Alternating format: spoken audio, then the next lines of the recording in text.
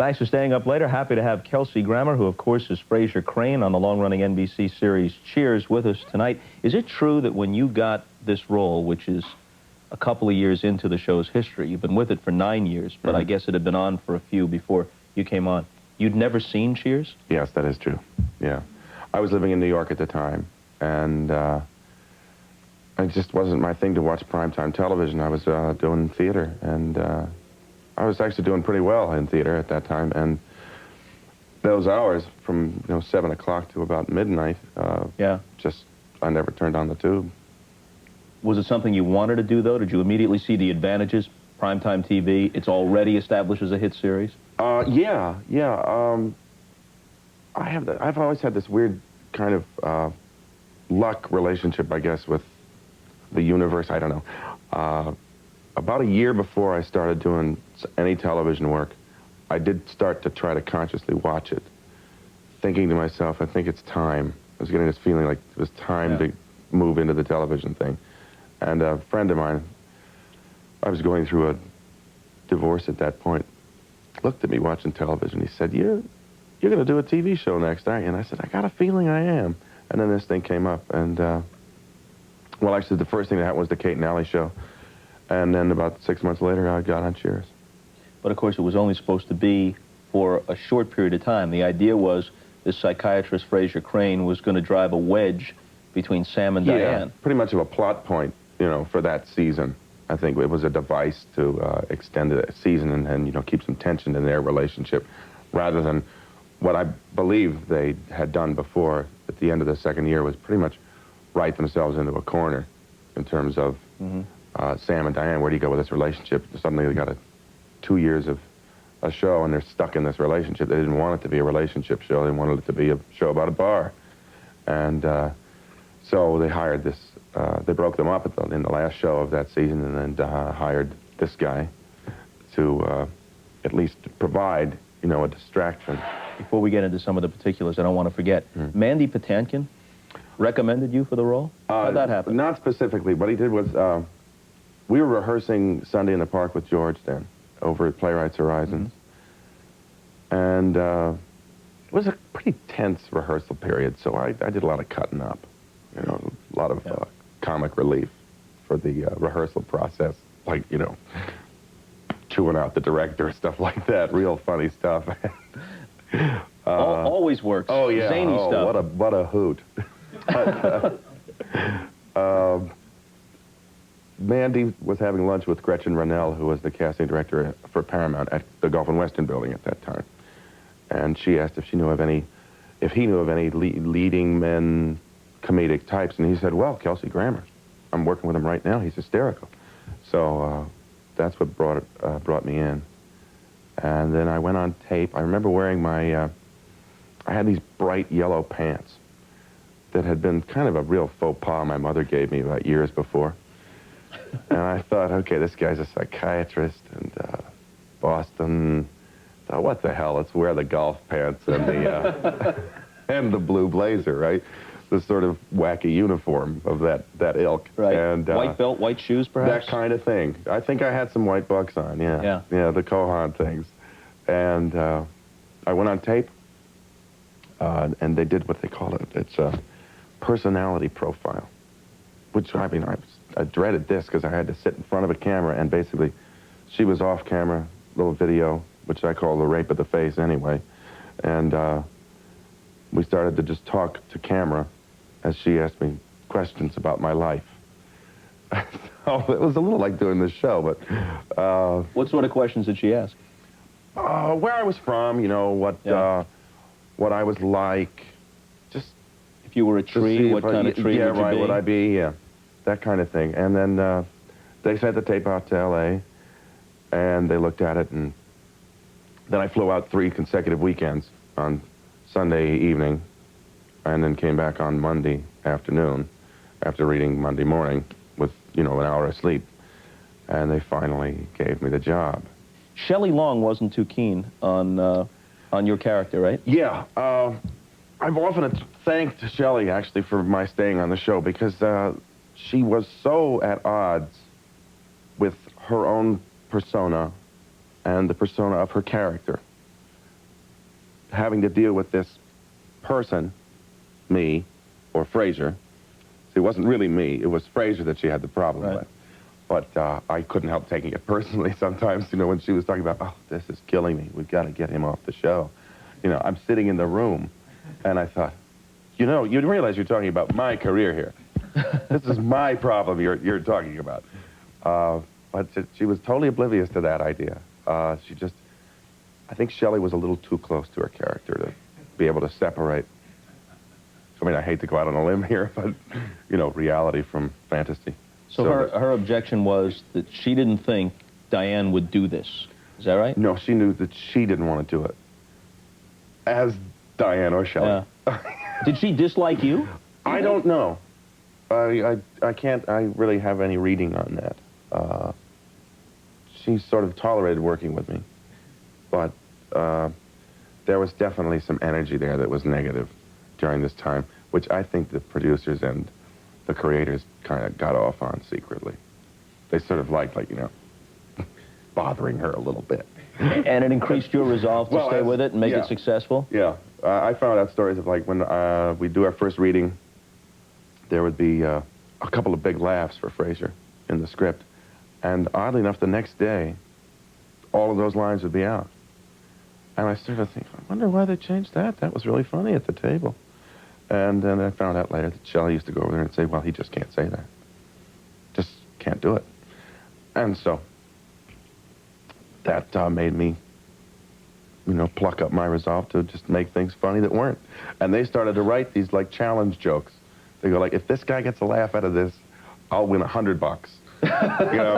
And so at the end of the year, Glenn Charles came up to me and he said, you know what, you've made crap funny that we just thought was impossible. And so that's, they said, you've done great with the role. We're going to keep you around.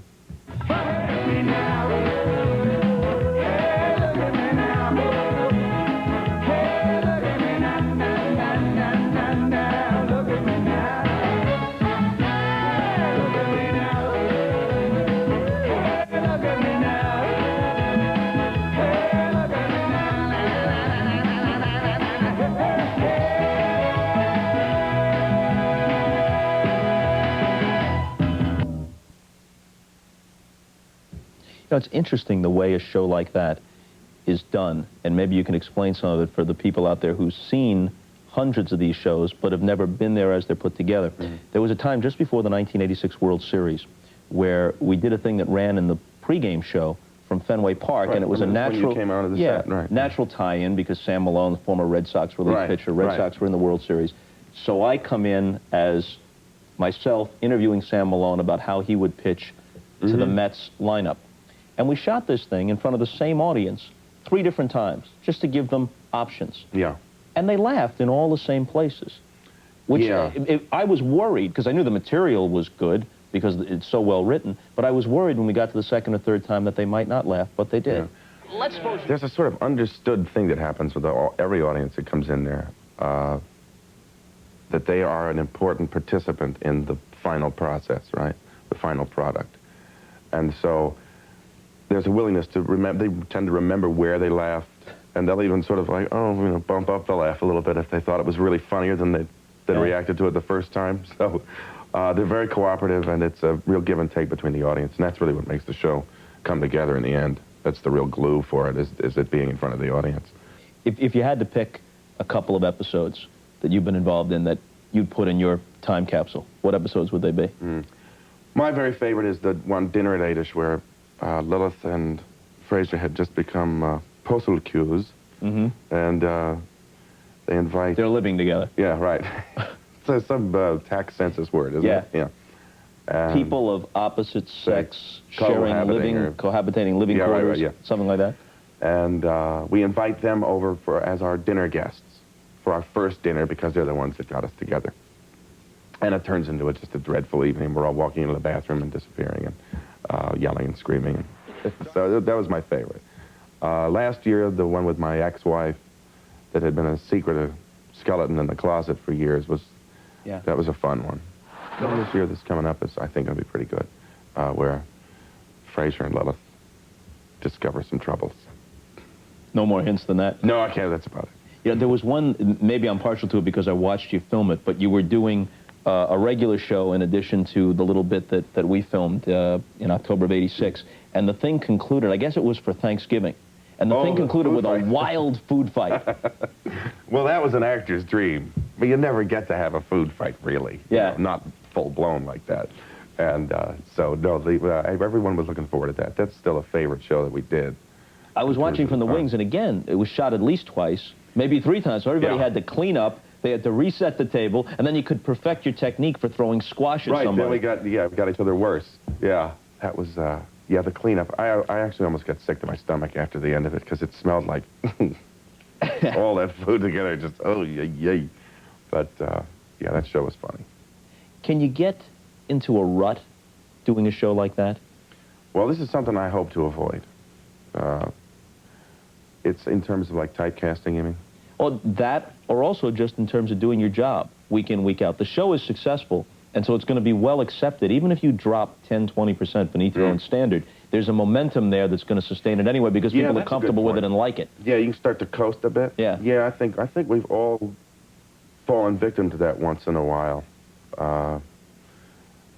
Just for a while, and then we kind of go, oh, wait a minute, okay, you know, keep it honest, make it fresh. You know, I mean, that is our job, and we're all pretty good at that. So, but every once in a while, yeah, you get on a little bit of a roll. Maybe something's not going so well in your own life, and starts to maybe spill over into the show a little bit, so you're not quite as there as you really want to be. And then what usually happens is they tend to like not write for you so well for a while.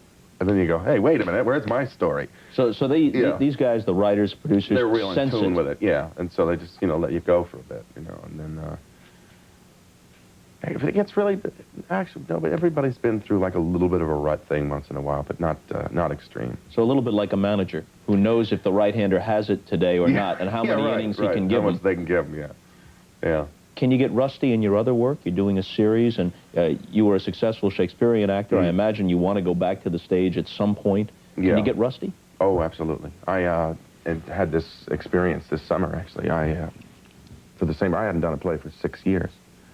So, and before that, for 10 years, I'd done at least 3 plays a year for that time before. So, I took on the role of Richard II while we were finishing up the last 3 weeks of Cheers, and discovered that, yes, I had indeed gotten rusty, and that the pipes weren't quite there or as strong as they used to be, and the ability to sustain a performance in a live situation over a 2.5 hour period of time.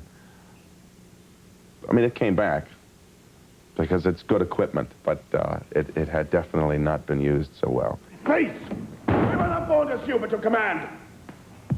Since we cannot do to make you friends, be ready as your lives shall answer it. At Coventry upon St. Lambert's Day. There shall your swords and lances arbitrate the swelling difference of your settled hate. Since you refuse to reconcile, we shall see justice design the victor's chivalry. Marshal, command our officers at arms, be ready to direct these home alarms. How great is the fear of failure when you go out on stage? No matter how much success you've had at it in the past. It's pretty great. It's pretty great. I think maybe I have what would be the word? A self-protection mechanism that just doesn't allow for that thought to go in my head when I'm standing there about to go do it. But I did have an escape route planned. I had this little... A fire escape or something? Well, a little fantasy trip of like, if it really goes so badly, you walk out that door, open up this door, take a right around the theater, you walk toward the parking lot, you open up your car, you get in it, and you drive home. And this is like, it's as harmless as that. It's that simple. If it really is screwing up, all I have to do is go away. Something about a live audience, though. No matter how often you've worked to it, that's just, it alters everything. Oh, yeah. And it's different every time. It's different every night. You got good ones, you got bad ones. And you're a fool if you pretend you do the same performance for every audience. I mean, it just, at least I would be a fool to say that, because it's different. It's not art unless there's somebody looking at it, right? So it's different every night. Did they change it for you, or do you change it for them? I'll change it for them, they'll change it for me. Often I've learned things about a particular moment that I hadn't heard until a certain audience was there. and especially laughs. That's why the audience is so helpful on Cheers, because a lot of the time you don't realize a laugh is quite as good as it can be with the audience there. And then you go, oh, you totally changed the way you play it while you're doing it, though. And so that's what's kind of cool about acting. The office nearest you. Just got a couple of minutes left here, but I can't let you go without mentioning Sideshow Bob on The Simpsons. Yes, he's just a cartoon cult figure. Right. Yeah. Sam Simon, who I guess started out producing the series, The Simpsons, called me one day and said, "Kels, you sing, don't you?" Seemed to remember somehow some race memory that I could sing. Right.